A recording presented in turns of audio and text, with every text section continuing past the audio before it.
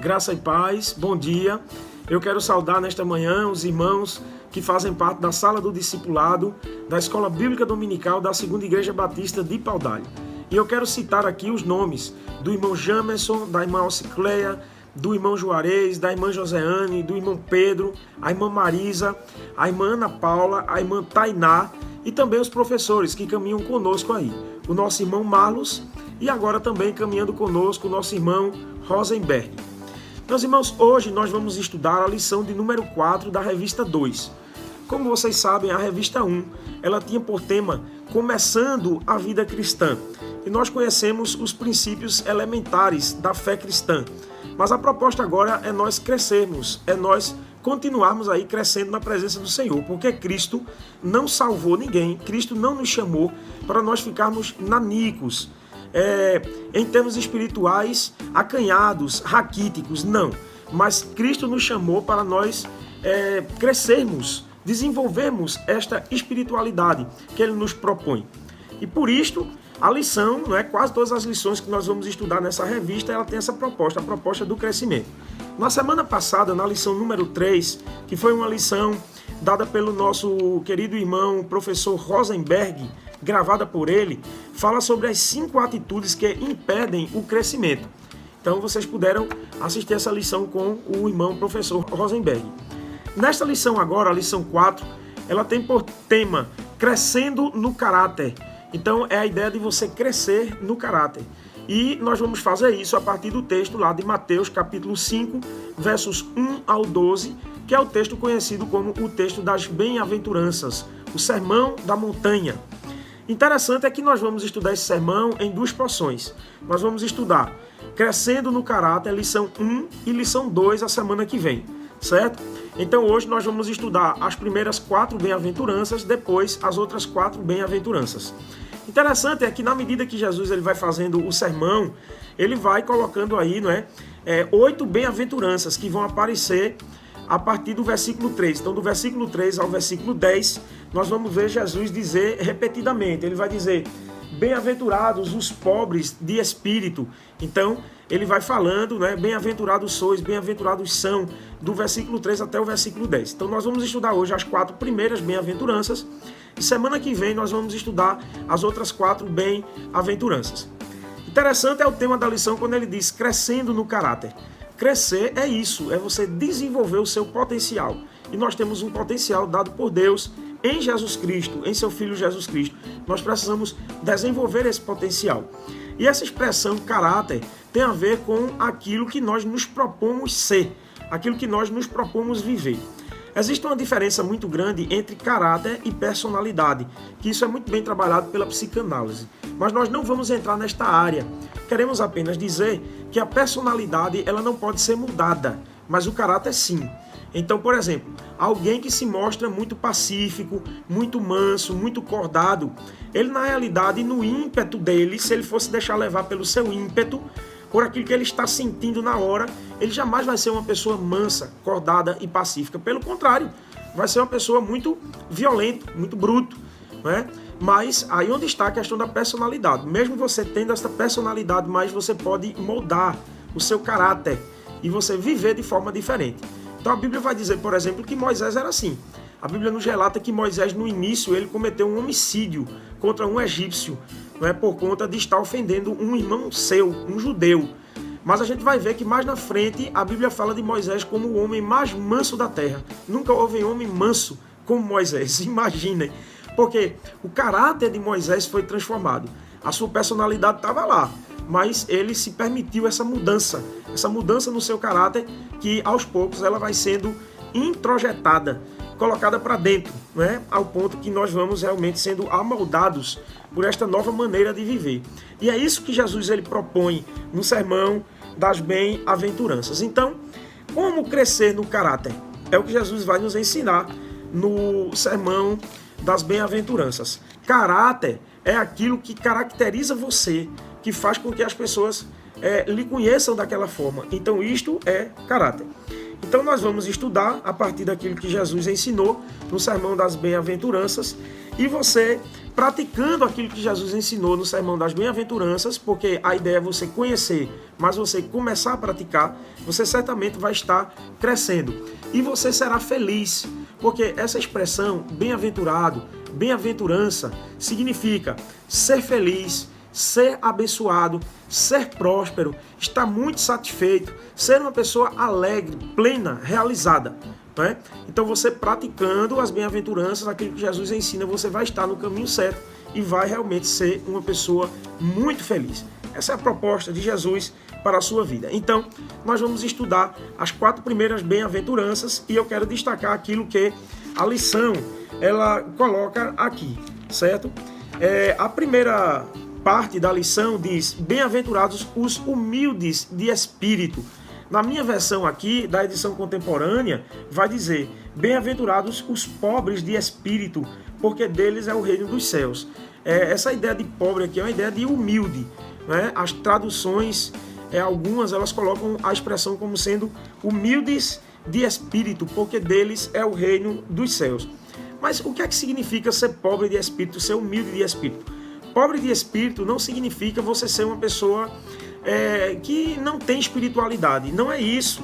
Pelo contrário, ser pobre de espírito significa ser humilde de espírito. É você se esvaziar a si mesmo. É você não estar cheio aí de orgulho. Não é? É você reconhecer que você é pecador. É reconhecer as suas limitações, a sua estrutura. Reconhecer isso diante de Deus. Colocar-se diante de Deus com humildade. Então, aquele que tem humildade consiste naquele que reconhece quem é diante de Deus. O pecador que é diante de Deus. É isso que nós queremos colocar. Então, quem você é? Você precisa perguntar quem eu sou. E os pecadores, eles necessitam da graça de Deus para que eles deixem de ser aquilo que eles realmente são. Como eu falei, aquilo que mostra bem a personalidade de cada um. E que você passe a ser aquilo que Deus quer que você seja, que você atinja este propósito. Então, a humildade de espírito, como nos diz aqui a lição, é a ausência do orgulho pessoal, da autossuficiência, da independência. Então, você já não vive como você quer viver, como nos diz o apóstolo Paulo lá em Gálatas capítulo 2, verso 20, a vida que agora vivo na carne, vivo-a na fé do Filho de Deus, que me amou e a si mesmo se entregou por mim. Portanto, já não vivo mais eu, mas Cristo vive em mim. Então, esta é a vida que você deve viver. É a vida que Cristo lhe propõe. Então, para isso, você precisa negar-se a si mesmo. Você precisa se esvaziar de si mesmo para que Cristo lhe preencha completamente. Então, deixa o orgulho pessoal, deixa a altivez, deixa essa prepotência, né, e se esvazia completamente em Cristo. Interessante é um comentário que o autor da lição ele vai fazer aqui, citando John Stott, que cita Spurgeon, dizendo assim: para subirmos no reino, é preciso rebaixarmos-nos em nós mesmos. Então, para que você cresça espiritualmente, é preciso você se esvaziar de você mesmo. É humilhar-se diante de Deus, como nos diz Tiago. Quem se humilha diante de Deus será exaltado. Quem se coloca diante de Deus como pecador, é aquele que quer viver na dependência de Deus, reconhecendo e sabendo que não é nada. Antes, Deus é quem é tudo, Deus é quem realiza na sua vida. Quem se coloca assim diante de Deus será exaltado por Deus, no sentido que vai deixar de ser muito menos carne e vai passar a ser mais espiritual, compreender as coisas a nível espiritual. O segundo ponto da lição fala sobre o versículo 5, quando diz: bem-aventurados os que choram, porque serão consolados. De que choro é esse aqui que trata esse texto? Será que Jesus está dizendo que serão felizes aqueles que vivem entristecidos e chorando? Jesus não está falando aqui desse tipo de choro. Jesus está falando de um choro como que uma pessoa que está sofrendo com a situação de pecado em que vive o mundo. Então, o choro aqui é um lamento, é você lamentar a situação de pecado ao qual está sobre a sua vida e também sobre a vida das demais pessoas, porque nós somos afetados pelo pecado e as demais pessoas também são afetadas pelo pecado. Jeremias, ele chega a dizer lá no livro das Lamentações, no capítulo 3, ele chega a perguntar de que se queixa o homem. O homem está se queixando de quê? E aí Jeremias vai dizer: queixe-se cada um dos seus próprios pecados. Então, somos afetados não somente pelos nossos próprios pecados, mas pelos pecados também de outras pessoas. Então, quando pecamos, afetamos os outros, afetamos nós mesmos e os outros, e quando as outras pessoas pecam, elas afetam a si mesmas, mas também nos afetam. Então, o choro aqui é nesse sentido, lamentar essa corrupção generalizada que está no mundo por conta do pecado. Mas, quando Jesus ele coloca aqui, bem-aventurados os que choram, os que lamentam por conta dessa situação de pecado, porque serão consolados.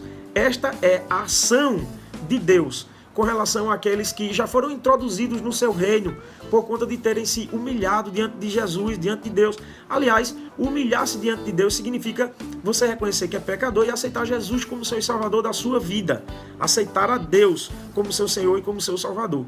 Então, isso introduz você no reino de Deus, como Jesus diz aqui. Bem-aventurados os humildes de espírito, os que reconhecem isso, porque deles é o reino dos céus. Então, você é introduzido no reino dos céus, e fazendo parte do reino, você vai lamentar essa situação de pecado que você vive. E ao mesmo tempo você vai ser consolado pelo Espírito Santo. Isso significa que você vai ter uma ação especial do Espírito Santo sobre a sua vida, lhe capacitando para viver todas essas situações. E você não vai se sentir desanimado, mas você vai se sentir animado, fortalecido, para continuar vivendo, embora nunca deixe de lamentar o pecado. Porque é esse lamento sobre o pecado, sobre a corrupção que está no mundo, esse choro que vai nos distanciar do pecado, vai fazer nos afastar cada vez mais do pecado, porque nós não queremos o pecado para a nossa vida.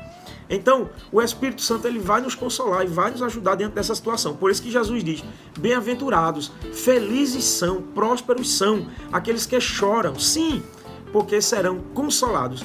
Que ação maravilhosa, gloriosa e tremenda da parte de Deus é ser consolado pelo Espírito Santo. Isso nos faz realmente pessoas bem-aventurados, felizes e abençoados. O terceiro ponto da lição diz assim, bem-aventurados os mansos. Bem-aventurados os mansos, porque herdarão a terra. Mateus capítulo 5 e verso 5.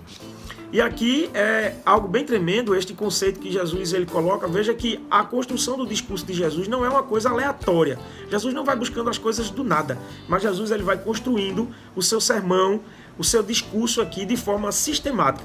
Primeiro Jesus fala da importância de ser humilde, não é? Para que herde o reino de Deus, para que seja introduzido no reino de Deus. Aí Jesus começa a falar agora de viver na dependência de Deus, de viver lamentando a situação do pecado para se afastar do pecado e ao mesmo tempo sendo capacitado pela presença consoladora do Espírito. Esse consolador Espírito é muito mais do que essa ideia de alguém que vai lá com um lencinho e enxuga dos olhos das pessoas a lágrima. É muito mais do que isso. É um consolo que enche você de força, que faz com que você retome o ânimo para viver as situações. Então observe o discurso de Jesus como vai construindo aí. E essa ação de estar no reino de Deus e ao mesmo tempo consolado pelo Espírito vai fazer também com que você seja uma pessoa mansa. E você possa realmente herdar todas as bênçãos de Deus que Deus tem para você já aqui. Como nos diz o texto, bem-aventurados os mansos, porque herdarão a terra. A ideia aqui de ser manso é a ideia de ser alguém que se amoldou às condições da casa do Pai, se amoldou às condições da família do Pai. Em Cristo Jesus, nós deixamos de ser criaturas e fomos recebidos pelo Pai em sua família como filhos de Deus. Isso está lá no Evangelho de João, capítulo 1 e verso 12. Em Cristo Jesus, Deus nos deu o poder de sermos feitos seus filhos. E como filhos, nós vamos nos amoldar à casa do Pai, ao seu reino, à estrutura da sua família. Então Deus não vai permitir, por exemplo, que nenhum filho seu seja aquela pessoa bruto, violento, brabo, que quer enfrentar todas as coisas, todas as situações, não é? Como se estivesse lutando. Então luta consigo mesmo, luta com as outras pessoas, luta com Deus. Não, mas o caráter do cristão, esse caráter que vai sendo transformado, amoldado, ele é um caráter de mansidão, de passividade, ele é pacífico, ele é manso, ele é acordado. Assim são as características do verdadeiro cristão, daquele que faz parte do reino de Deus. O cristão, ele é, como nos diz aqui a lição, pacato, ele é pacífico, sereno, tranquilo, dócil, a ponto de deixar-se montar, como nos diz o texto aqui, é aquela ideia de um cavalo que foi domesticado. Então, nós precisamos refletir que esse deve ser o posicionamento do cristão, vivendo essa plenitude do que nos diz Mateus, capítulo 5 e verso 5. Bem-aventurados os mansos, porque herdarão a terra. E se você assim agir, você vai ter realmente herdar tudo aquilo que Deus promete para você aqui, certo? Todas as bênçãos de Deus para a sua vida. Se você não se porta dessa forma, com mansidão, diante de Deus, diante das outras pessoas, se você não acalma esse seu ímpeto muitas vezes presente na vida da gente, né? Alguns têm um temperamento, por exemplo, sanguinário. O temperamento sanguinário faz parte da personalidade da pessoa. Mas isso pode ser moldado aí pelo caráter e você viver algo diferente. Então isso vai fazer com que você se sinta feliz, abençoado. E aí o texto vai nos dizer aqui que você será manso quando estiver disposto a ouvir, aprender e praticar a palavra de Deus. Sem você conhecer a palavra de Deus, sem essa disposição, você não terá essa mansidão que a palavra de Deus propõe. Então, o comentarista da lição vai dizer outra coisa aqui, que é uma grande verdade. Ele vai dizer, o que conta não é a força. Enquanto aqui vivemos nessa situação, o que conta não é a força, mas a mansidão, como diz Jesus. Quem ensina que o que conta é a força é o mundo. São as pessoas do mundo e as condições que o mundo nos apresenta. Mas Jesus ele nos ensina que o que conta na realidade é a mansidão. Se formos mansos e pacíficos, receberemos muitas bênçãos do Senhor. E o último ponto da lição, ponto 4, é bem-aventurados os famintos e sedentos por justiça, em cima do texto de Mateus capítulo 5 e verso 6, que diz assim: bem-aventurados os que têm fome e sede de justiça, porque serão fartos. A fome é algo que nós sentimos diariamente. Então Jesus está dizendo que nós nunca vamos nos sentir satisfeitos e saciados com a situação que o mundo nos apresenta no nosso cotidiano, na nossa vida cotidiana. Jesus ele vai nos ensinar aqui, com esse texto, que essa fome e essa sede de justiça precisa estar presente sempre, porque ela só vai ser saciada plenamente naquele dia, na glorificação, quando estivermos ao lado de Cristo. Então, nós jamais vamos nos sentir satisfeitos e saciados com qualquer situação que encontremos aqui nesta vida. Mas a promessa de Jesus é que um dia sim, nós seremos fartos, bem-aventurados, felizes são os que têm fome e sede de justiça, porque serão fartos. Um dia nós estaremos plenos, seremos fartos da justiça. Mas isso nos leva a pensar também que nós não vamos aceitar nenhuma circunstância nessa vida. Nós vamos lutar para que se estabeleça esse reino de justiça. A Bíblia ela apresenta 3 tipos de justiça: a justiça legal, a justiça moral e a justiça social. A justiça legal trata de você estar em paz com Deus. É aquela justiça trazida pela palavra de Deus. E quando você passa a viver a palavra de Deus, você passa a estar em paz com Deus. Você já não está distante de Deus por conta do pecado. Você se reconciliou com Deus. Você estava ali na situação de condenado, afastado da glória de Deus. E agora em Cristo Jesus você é reconciliado com Deus. Então você foi recuperado, você foi regenerado. Você já passou por aquele processo. Aquele processo que a gente pode exemplificar hoje na justiça, quando uma pessoa ele é preso e está lá na cadeia para pagar pelo crime que cometeu e depois ele é considerado recuperado e volta à sociedade. Mas diante de Deus não tem como o homem se recuperar dessa forma, ele só é recuperado em Jesus Cristo. Então em Jesus Cristo, legalmente, nós não estamos agora mais na condição de condenados, mas de regenerados e filhos de Deus. Então essa é a justiça legal. Mas também a justiça moral é aquela que é a sede pela integridade, pela conduta que agrada a Deus, né? E isso aí tem a ver com o nosso posicionamento, como nós estamos agindo. Então, é a nossa conduta moral. Conduta moral pautada numa ética cristã. Ninguém vai poder proceder bem se não compreender realmente aquilo que Deus está querendo lhe ensinar. Então isso tem a ver com a ética, são os princípios éticos que nós encontramos na palavra. Então, quem conhece esses princípios éticos da palavra vai viver de forma moral. A moralidade que a palavra de Deus apresenta. E o terceiro conceito de justiça, além do conceito de justiça legal e justiça moral, é o de justiça social. Nós não vamos aceitar essas injustiças que nós vemos aí acontecer. Então, o cristão, ele precisa promover essa justiça, ser agente dessa justiça. Em que sentido? Nos dois sentidos. Primeiro, de não aceitar essa injustiça social. Nós vamos combater essa injustiça e vamos estabelecer a justiça, que é a justiça de Deus, né? Um comprometimento com a sociedade perante Deus que agrade a Deus. E aí a lição vai dizer assim: portanto, você não somente deve sentir-se justificado, mas também fazer justiça, promover a justiça, ser justo. Então, nós somos justificados por Deus, mas precisamos também promover essa justiça no mundo em que vivemos. Então, o conceito de justiça é o conceito de promover os direitos humanos, de a gente viver esses direitos a nível familiar, a nível social, né? E aí nós vamos vivendo essa que são as características e os princípios que nós encontramos no reino de Deus. Então, bem-aventurados os que têm fome e sede de justiça, porque serão fartos. Não vamos aceitar esta situação, mas um dia sim, nós vamos ser plenos dessa paz, dessa justiça que nós queremos encontrar. E com isso nós chegamos ao final da nossa lição, dizendo o seguinte, que hoje nós aprendemos que, primeiro, precisamos ser humildes. O reino dos céus é o reino dos humildes. Segundo, precisamos chorar, lamentar os nossos pecados, as nossas misérias, como nos diz Jeremias também, não é? Escrevendo. Então, precisamos lamentar e sofrer as nossas misérias. Quem chora será consolado. Terá essa presença do Espírito Santo lhe capacitando diante de toda essa situação de pecado.